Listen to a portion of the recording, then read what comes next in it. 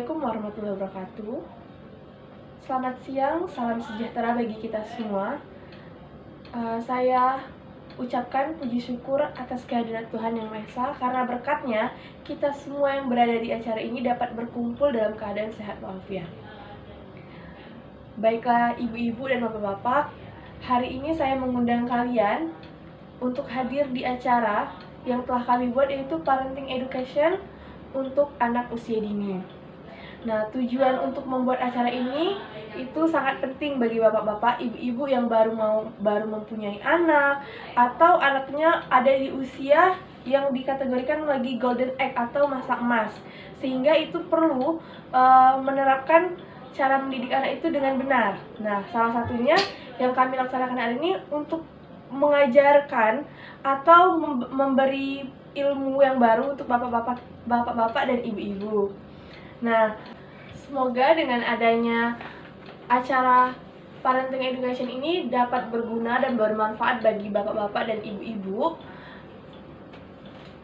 Kami sadar bahwa acara yang telah kami laksanakan ini masih jauh dari kata sempurna, sehingga mohon dimaafkan. Harapan saya terhadap acara Parenting Education di TK Cendikia ini semoga bermanfaat bagi bapak-bapak dan ibu-ibu. Terima kasih. Wassalamualaikum warahmatullahi wabarakatuh. Assalamualaikum warahmatullahi wabarakatuh. Selamat pagi dan salam sejahtera bagi kita semua.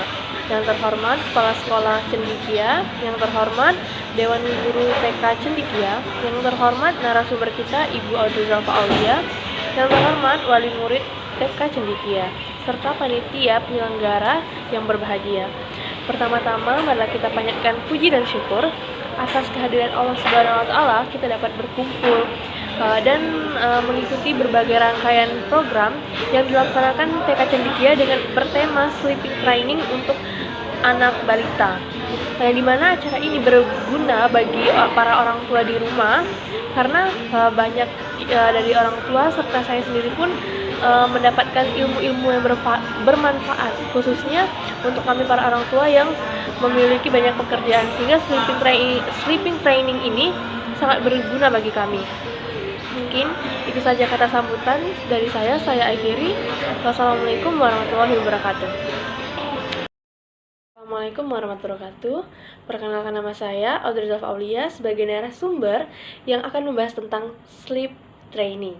Nah, pasti di sini banyak nggak tahu nih sleep training itu apa, kegunaannya untuk apa, manfaatnya apa, dan masih banyak hal yang lain akan saya bahas di sini.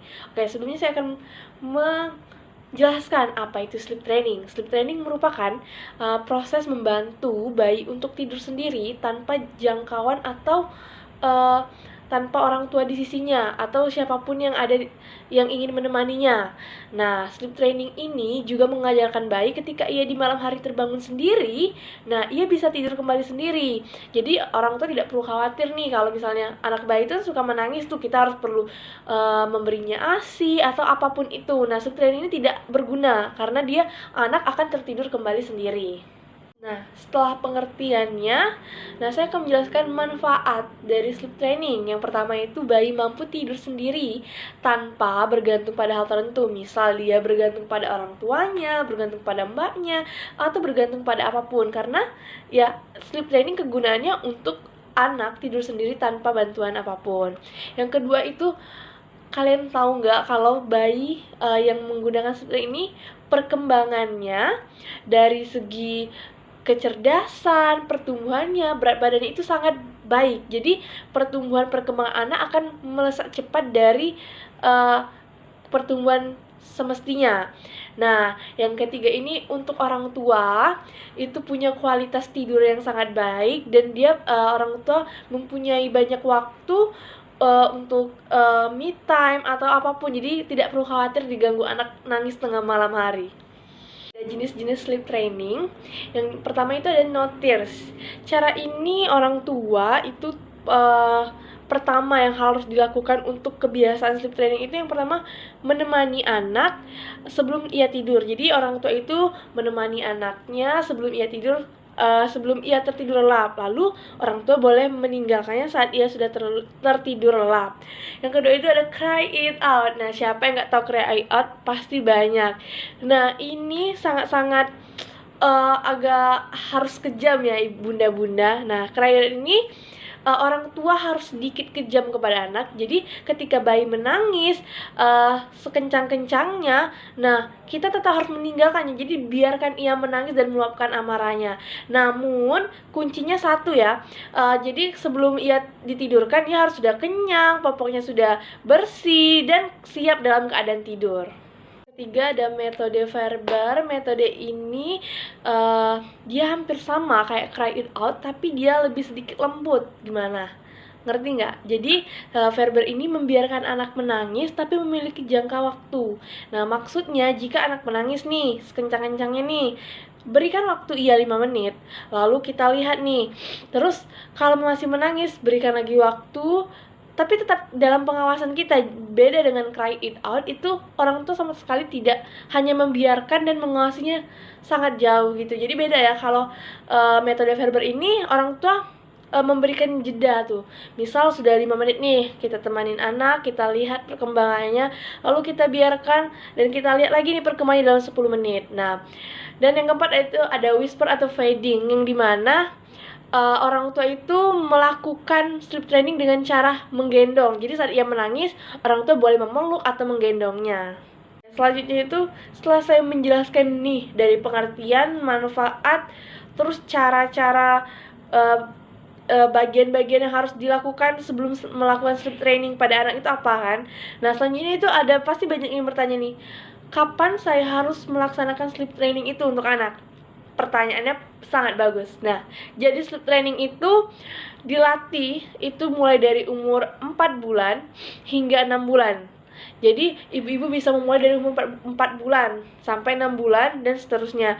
Jadi mengapa di umur 4 bulan itu anak sudah bisa dilatih? Karena perkembangan imun tubuhnya, terus kebutuhan makannya itu udah hampir sama dengan kebutuhan orang dewasa.